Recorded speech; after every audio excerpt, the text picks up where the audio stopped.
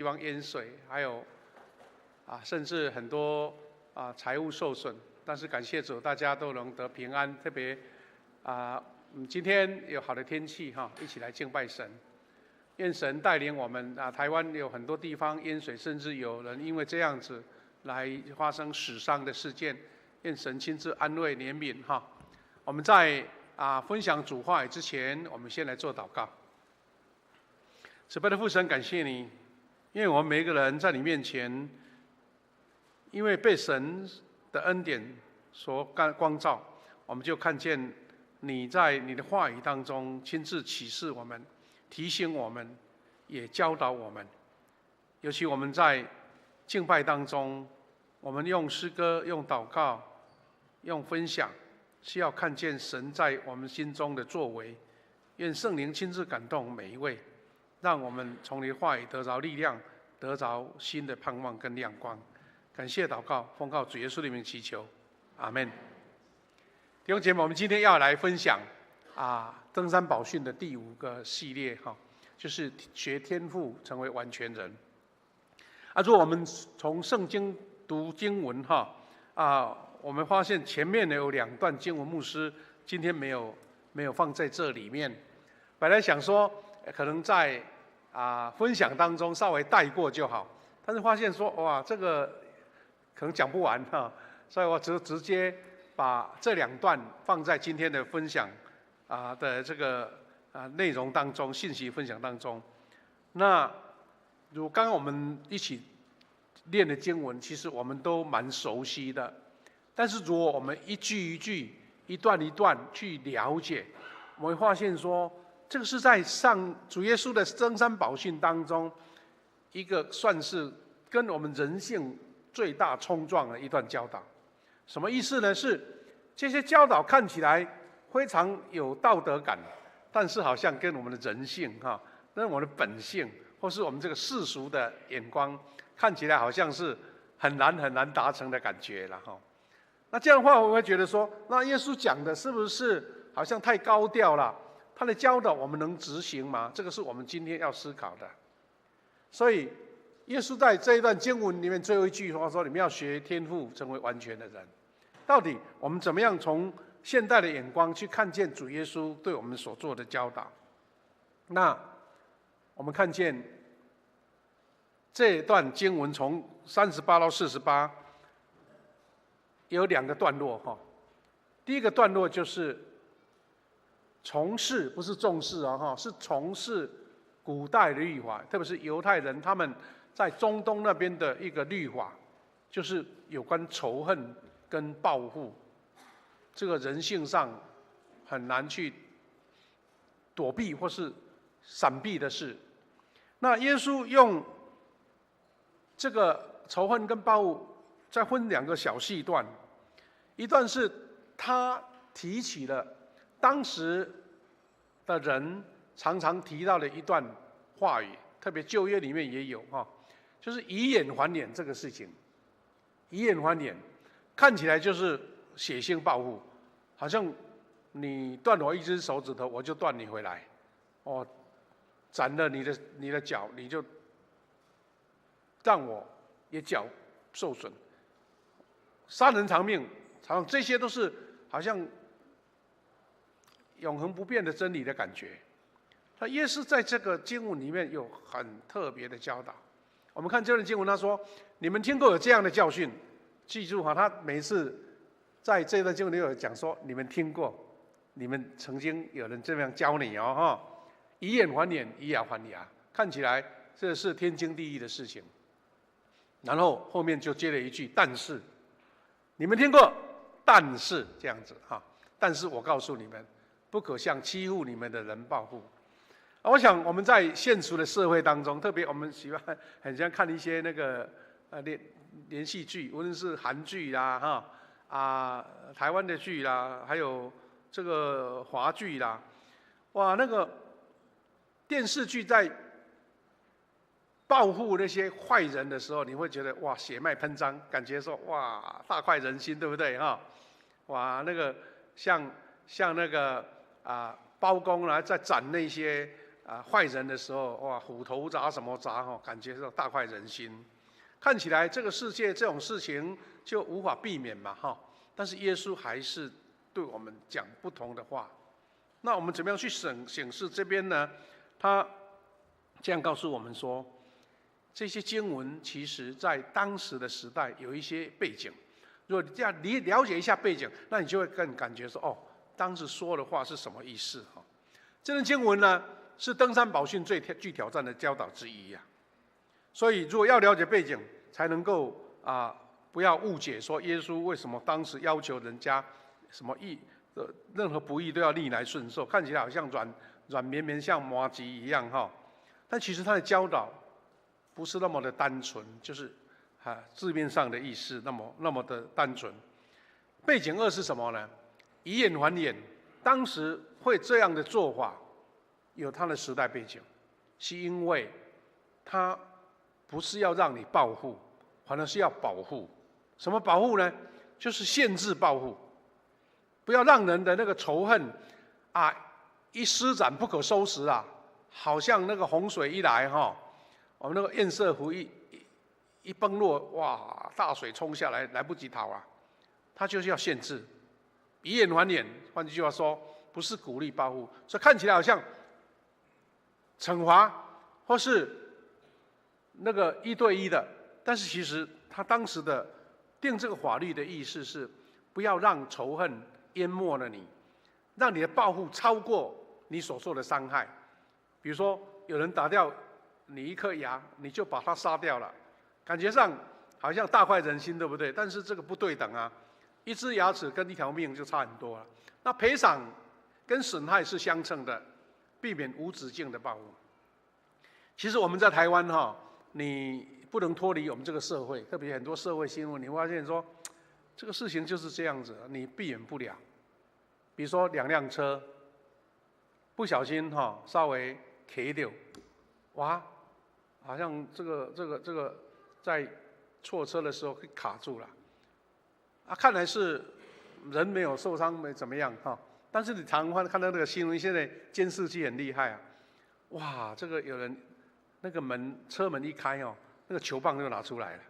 哇，他受不了，说你害我这样，我就敲了你的那个挡风玻璃，全部都把它敲毁，甚至连人也摔下去。那意思是什么呢？当人在生气的时候，那个报复是超过你原来的控制了所以当时以眼还眼，以牙还牙，算起来算是说，你不能做太多嘞。虽然你生气报复那是只能做到这里那这个是算是另外一种保护的意思嘛那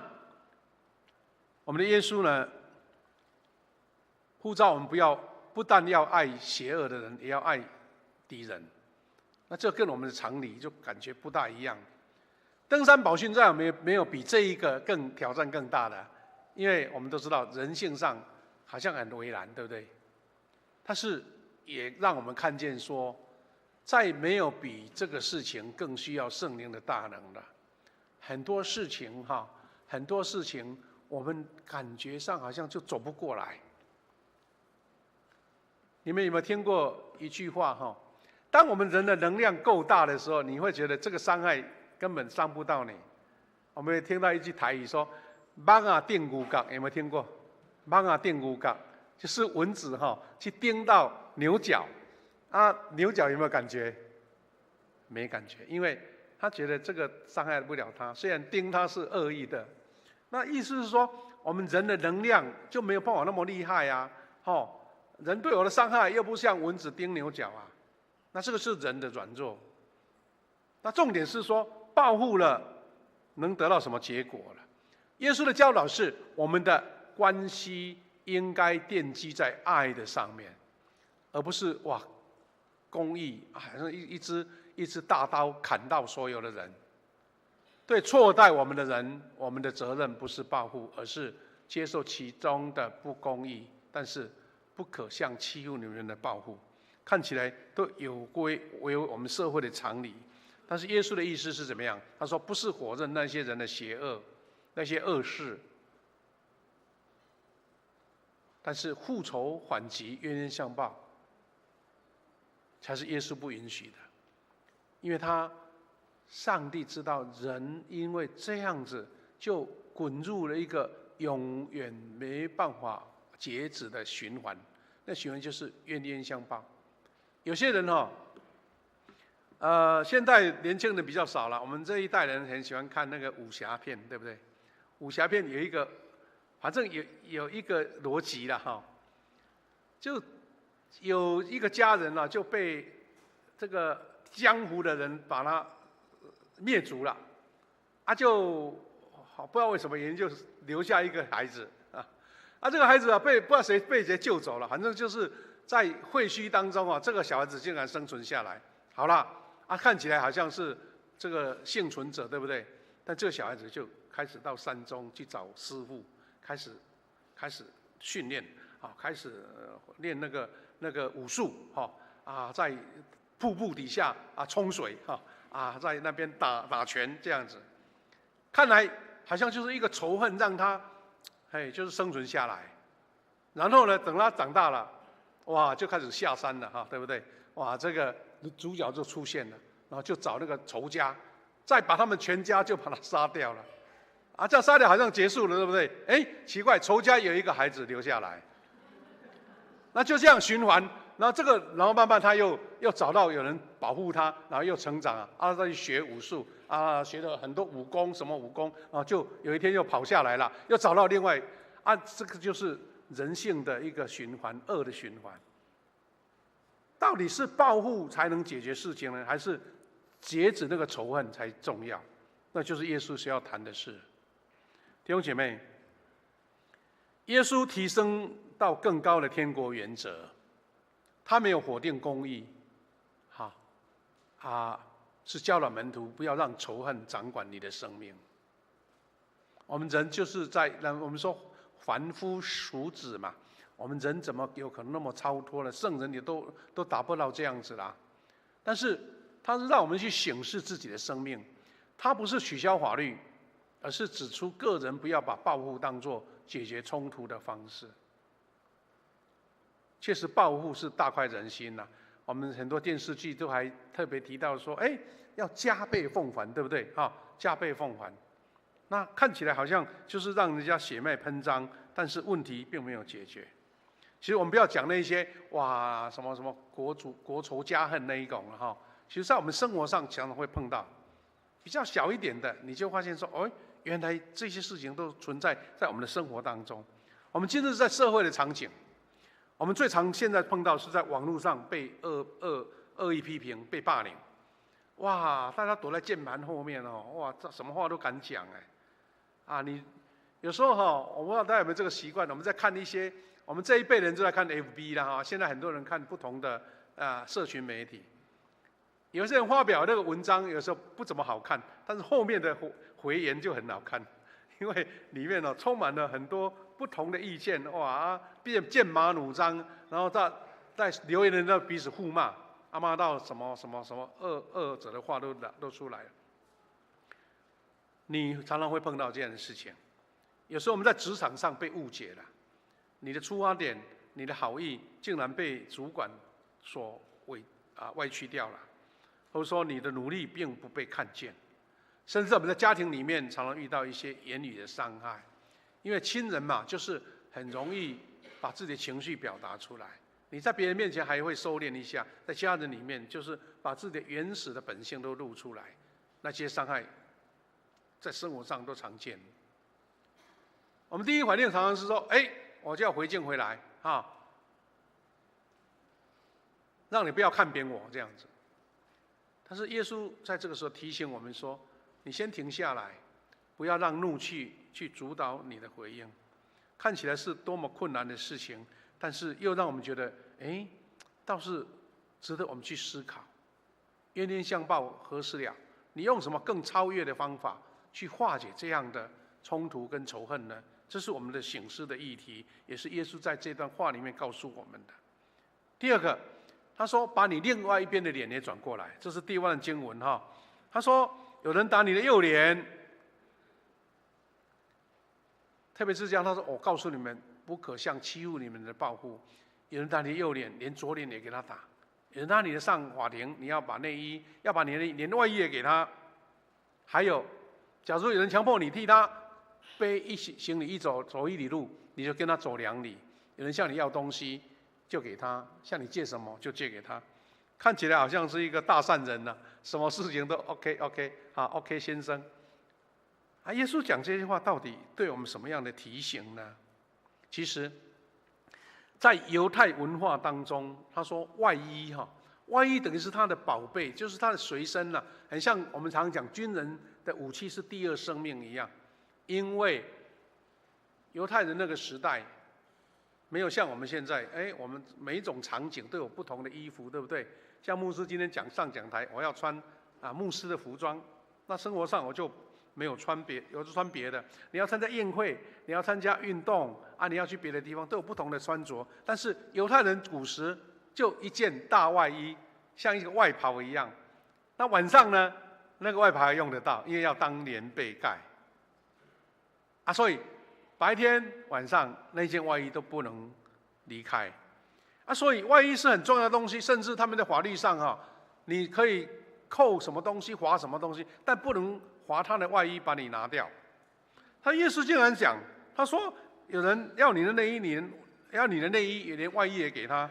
耶稣好像讲的太超过，对不对？这个历史的背景也包括这个罗马的士兵呢，他们在当时占领了犹太人的这个生活领域，他们一个规定说，罗马士兵要求你背1里路，你就要背啊。就他们有时候要搬东西啦，他就强征民工嘛，就背1里路这样子。耶稣说多走1里路不是向压迫者屈服啦，是主动以善意回应，使人看得见那个不同的生命的展现。看来很多事情这些我们都觉得不合理，对不对？据理力争了。怎么可以这样子要求我呢？但是耶稣都是从另外一个角度在看。我们如果从今天的这种教导里面，我们一个生活的应用其实很多人真的是照这样在做。比如说我在职场，本来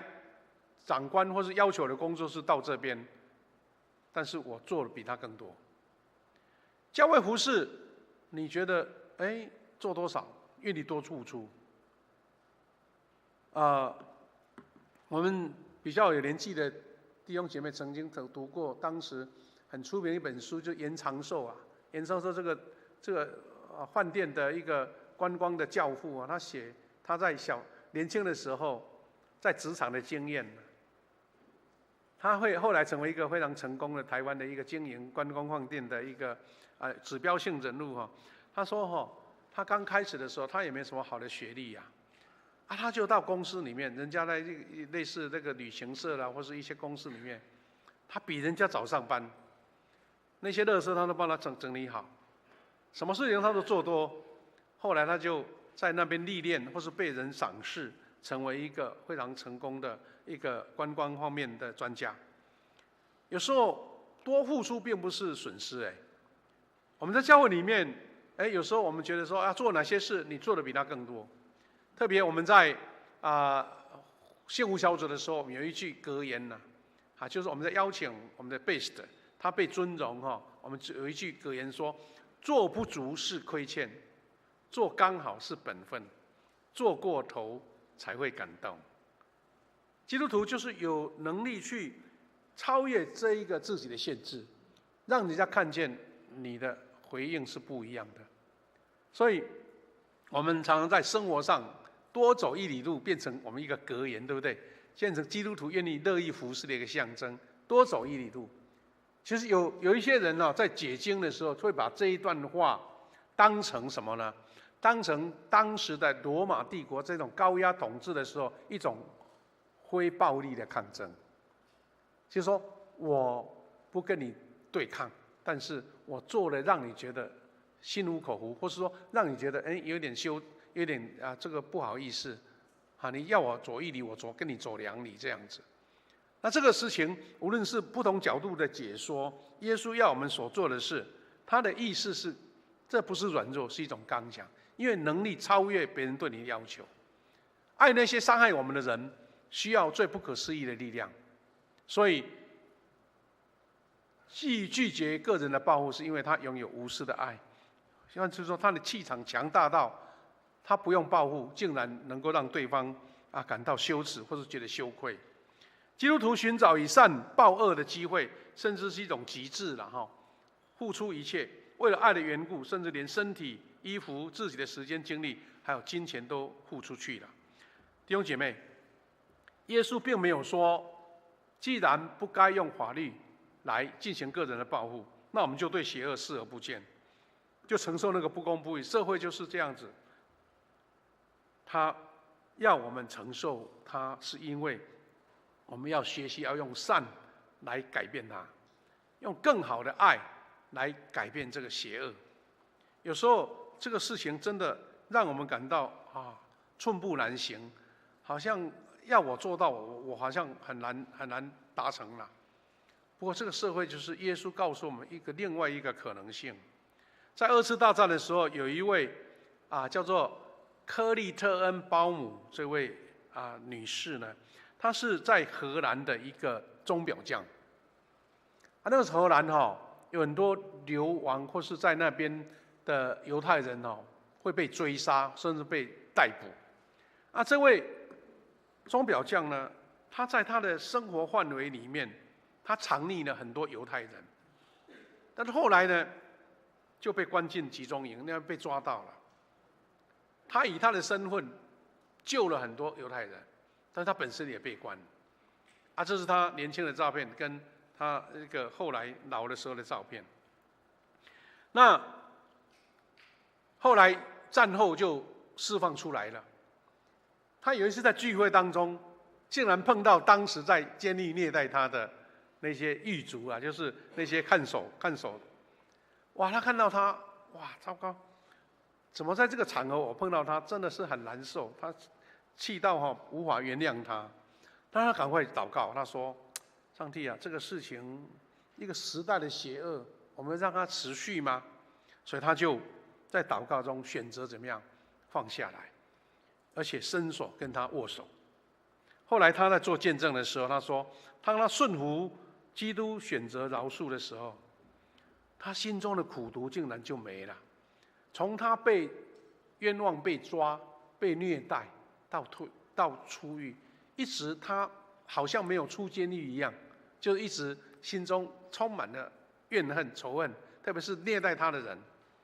如果说在那个场合他走过去给他2巴掌，你觉得大快人心，对不对？但是他祷告，他说这个并不是耶稣要他做的，所以他后来觉得说，他一饶恕的时候，整个心情就不一样，他喜乐了，他是用他的饶恕来得胜，胜过这个仇恨，胜过这个被虐待。所以这个故事让我们知道说，并不表示忘记历史或否认罪恶，而是拒绝让仇恨来辖制我们。弟兄姐妹，我们看到说报复，论报复其实是在论生命的自由。报复，我想你从小到现在，很多事情让你愤愤不平我们有一句台语讲报产雷亚湾，没听过吧？报产雷亚湾，产雷亚湾是什么意思啊？就是我们那个田螺不是很小吗？很细吗？而且它里面还弯来弯去，弯来弯去的你要吃那个田螺要用针把它挑出来要不简单的，要有技巧好了，报产雷亚湾的意思是说，什么事情你要讨回来。但是耶稣告诉我们另外一个方向，他并不是要门徒成为没有原则的人，也不是否定司法制度是保护弱者的重要性。他在教导什么呢？他教导我们，让我们不要被怒气所控制。你想说你受委屈，别人欺负你，你就一直活在那个怨恨、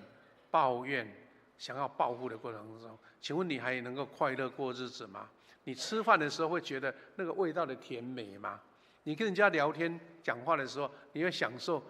亲朋好友一起分享。所以很多人他一直认为我是受害者，我是被可怜的人，然后就一直活在那个生命当中。我们在身边可能你会看到这样的人，他一直想要想要伸冤，想要伸冤，想要伸冤，他整个生活都被改变了，永远走不出来。那到底是他对呢，还是他被牢笼所捆绑？这就是我们在思考的问题。所以，不让报复成为人生的方向，让爱跟恩典打破仇恨的循环，这是耶稣要我们去思考。他没有强迫你哦，让你思考说，到底哪一个方向是你选择的？罗马书12章21节说：“你不可为恶所胜，反要以善来胜恶。”在家庭、在职场、教会跟社会当中，我们如何以基督的爱来回应伤害，以真理来维护公义，以恩典来胜过报复？这个是这一段所谓的报复跟仇恨所得到的一个耶稣给我们一个耳目一新的教导。第二段经文，他提出说，耶稣告诉我们说要学天父成为完全人，也是分成2个小段，一个是他说爱你的仇敌，43节到45节，经文这样说，你们又听过这样的教训，反正说以前他们就习以为常的教导，爱你的朋友，恨你的仇敌。我们讲一个给我们自己爱，那别国的我们就要讨厌他，要跟他对抗，就是这样的话语。耶稣又讲，但是我告诉你们，你们听过，但是我告诉你，要爱你们的仇敌，并且为迫害你们的人祷告。有时候我想，如果像彼得的话，应该会抗议说：“主啊，你叫我这样，让我们怎么做啊？做得来吗？”彼得拿刀出鞘了，要削那个仆人的耳朵嘞。好了，他说，但是他告诉我们，这样你们才可以做天父的儿女，因为天父使太阳照好人，同样也照坏人，降雨给行善的人，也给行恶的人。哇，看起来就好像高标的道德到我们几乎看不见车尾灯了。那怎么看这段经文？耶稣提出了4个原则，在这段经文里面，第一个，爱仇敌，愿意用神的眼光看待他，不是以恶报恶。其实我们常常有一个非常能够理解的教导，他说：“我不是恨恶这个人，我是恨他所做的罪，他所行出来的罪。”意思说，每一个人都是有神的形象，但是他被罪捆绑了，被魔鬼所引诱了，他做出了恶事。但是你不是恨这个人，而是恨他所做的恶事。你爱这个人，但是要帮助他除去那些恶事，这样子。再来，他说为逼迫你的人祷告。祷告首先改变的不是对方，好像我们常常会祷告：上帝啊，你改变他，改变他，改变他。有时候我们在家里面常常会做太太很委屈，说：上帝啊，你怎么不改变这个先生啊？不要这样，不要那样，不要那样，讲了好多。他耶稣讲的意思是说，你祷告不是在改变对方是改变你自己的心。哇，这个也是一个很难度，对不对？好像改变自己，祷告要先改变自己。通常我们都想说：上帝啊，你改变他，改变他，改变他，改变这个环境，改变公司职场，改变我的上司改变我另一半，改变我的孩子一直要叫人家改变。但是耶稣说：“你先改变你自己。”第3个，我们讲到说，耶稣讲到一个天父普遍的恩典，就是太阳照好人也照坏人，下雨也给好人跟坏人这样子天父使太阳照好人照坏人，这样子做了是叫做普遍的恩典每一个人都享受同样的，但是个人的反应不一样。最后一个是超越世人的爱，因为真正不同的是，基督徒愿意爱那些不可爱的人。他讲的理由我们后段还会讲到，就是说，我爱自己的亲人，我爱自己的朋友，我爱我的家人，我爱我的族人，好像很理所当然。但是他说，你要爱超越这一些，那这样才是基督徒应该做的那耶稣要门徒去爱自己的仇敌这仇敌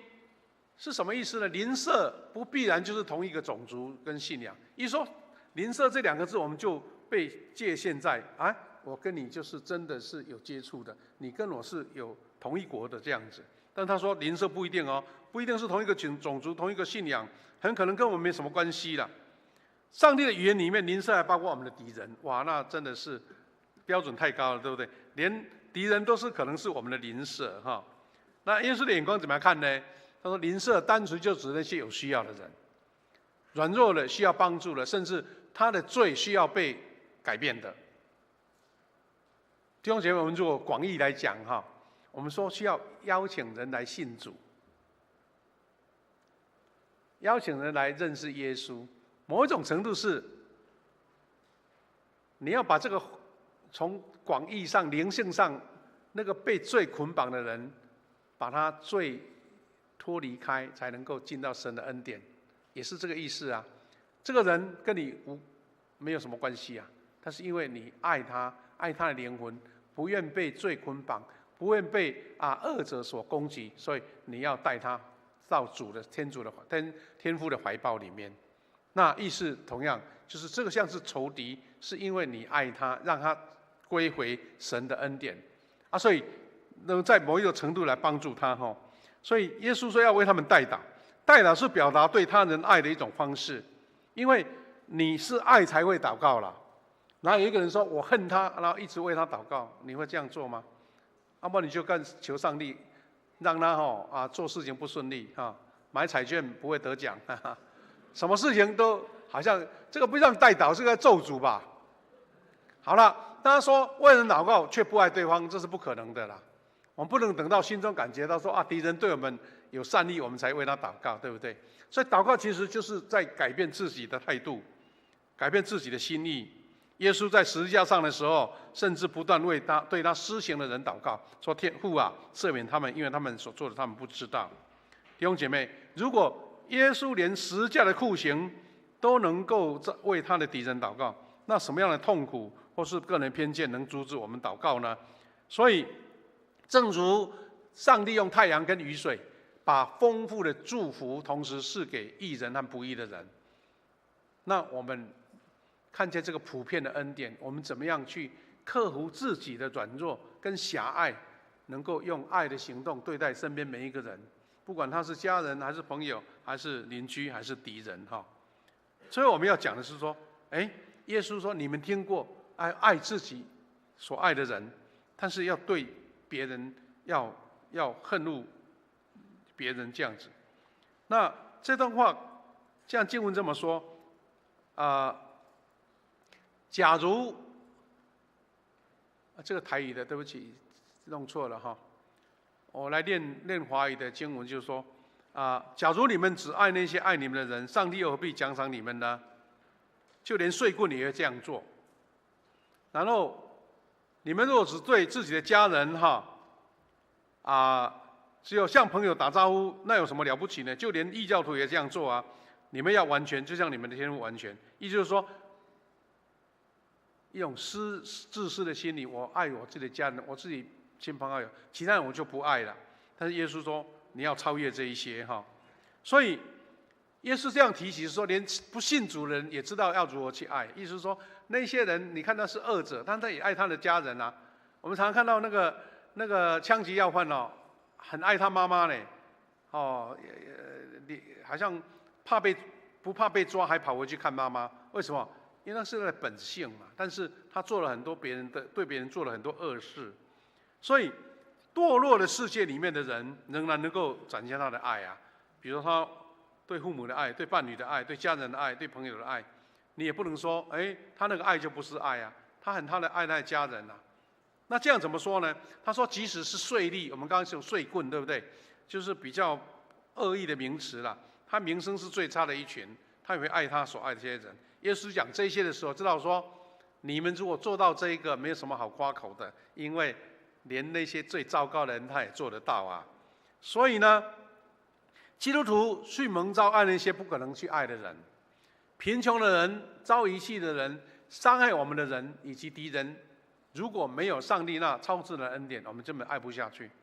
换句话说，你怎么样超越你个人的限制、你的能力、你的性格的本性，去达到那个地步，不是你自己能力达到，是上帝给你这个力量。所以呢，弟兄姐妹，从耶稣他讲的爱呢，耶稣他们当时的语言是亚兰文。亚兰文这个爱的意思是无所不包的意思啦。所以意思说，我们蒙召要在爱里面完全，这个爱是上帝包容的爱，连对敌人都展现怜悯怜悯。所以耶稣说，我们要效法天父，并不是效法世界这个周围的世界，而是要完全，因为我们天父是完全的，要完全。那爱跟完全有关，是因为天父完全的爱，甚至是愿意去爱那一些不会回报的人当中。刚刚我们讲到完全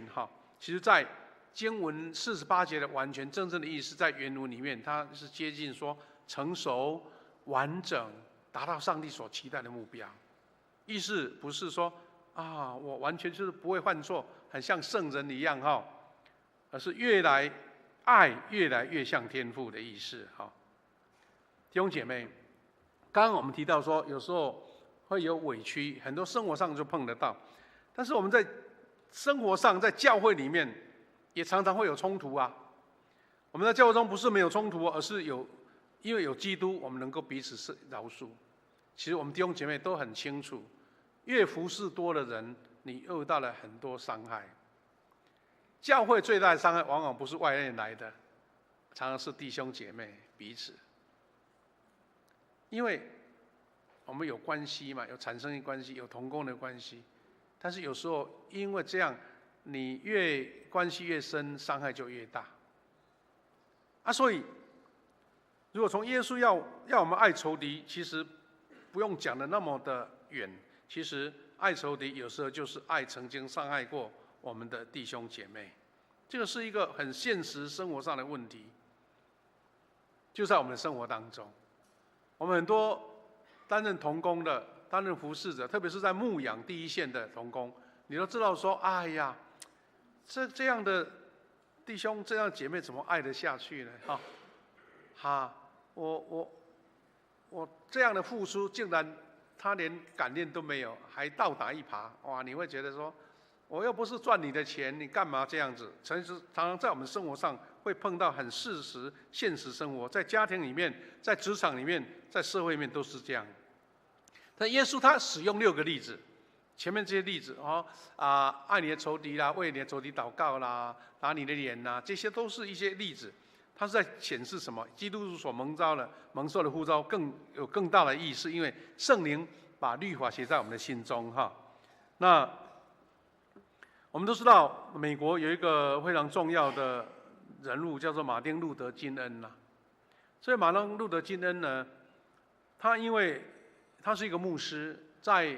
50、60年代，因为美国那个时候黑白种族冲突还是很厉害，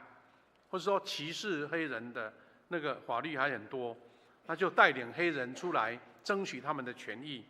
但是他深受耶稣爱仇敌的教导影响他实际就是在生活上展现，他坚持以非暴力的方式来推动他的民权运动。就他用耶稣的教导，然后去游行去抗议去举标语，从来就不动手不动脚，就是在那边静坐，要不然就是在宣导他们的理念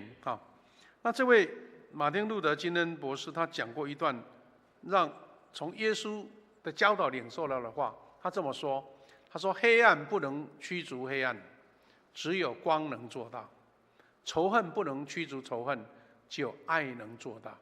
他就是因为这样子，他执行他后来整个美国的这个法律上对黑人限制的才被解开来。当时呢，连黑人都不能跟白人一起搭汽车嘞，搭同样巴士嘞。很多餐厅它是像明写说黑人不能进来。很多白人的社区，你黑人不能进去。所以黑人遇到那么多的愁苦，因为马丁路德金恩他的努力，然后虽然现在还是有一些观念上的那个歧视，但是很多了，但是已经大大的超越出来所以马丁路德金他的生日就变成美国的一个国定假日弟兄姐妹，基督徒受呼召不是效法这个世界，而是效法天父。所以透过对他的仿效，使世人可以看见基督徒对文化的翻转。那最后牧师要说的是说，爱仇敌是福音最有力的见证。爱仇敌是福音最有力的见证。我们从登山宝训的8福开始，到爱仇敌达到巅峰。耶稣不是要求门徒做一件靠自己能够完成的事，而是邀请我们让圣灵来更新我们的生命。耶稣一直提醒我们，不是靠自己能达成。所以真正的基督徒不是爱那些值得爱的人而已，而且是爱那些遇到跟你仇敌的、跟你对抗的，都能被包容、被接纳。所以有几句话成为一个结论，他说：饶恕而不是苦毒，代祷而不是咒诅，行善不是报复。刚刚我们读了罗马书12章20节到27节，他说：你的仇敌若饿了，就给他吃；若渴了，就给他喝。你不可为恶所胜，反要以善来胜恶。弟兄姐妹，看来好像今天的圣经的教导，就好像一个高标准到一个我们几乎难达到的境界。但是其实它是从我们生活上去克服，不让仇恨，不让一些苦毒一直在你心中。当然，我们可能没有碰到那些国仇家恨那么严重了，但是在生活上，你怎么样走出那些黑暗跟捆绑，从饶恕当中看见神给你的释放。所以，当教会跟基督徒如果活出这样的爱的时候，这个世界就能看见我们身上那个天父的性情，也看见福音改变生命的大能。其实，原谅对自己的能力是不够的。但是当主给你力量的时候，你发现那个原谅的力量超过那个效果，大过你所想象。我们在生活的小细节上，从那边去体验开始，我们就发现说，耶稣所教导不是铁板一块，是让我们释放自己生命，成为得自由的生命，一个非常重要的教导。我们要一起来做祷告，然后预备心，我们要一起来做医治的祷告。我们请弟兄姐妹预备心楼上楼下还有我们的同工、我们的敬拜团，还有我们的代祷服事同工，我们一起来祷告。谢父神，我们感谢你，因为你的爱在我们，因为你赦免，你体谅我们的软弱，为我们钉上十字架，用你的宝血洗净我们。但是我们还仍然在肉体的罪性当中。我们求神让我们因为看见主耶稣的教导，让我们从仇恨当中走出来，从报复的一个快感当中看见神给我们的爱超过这一切，让我们在里面看见福音的可能性，让我们因为怜悯别人、爱灵魂、恨恶罪，就看见许多人的灵魂被改变，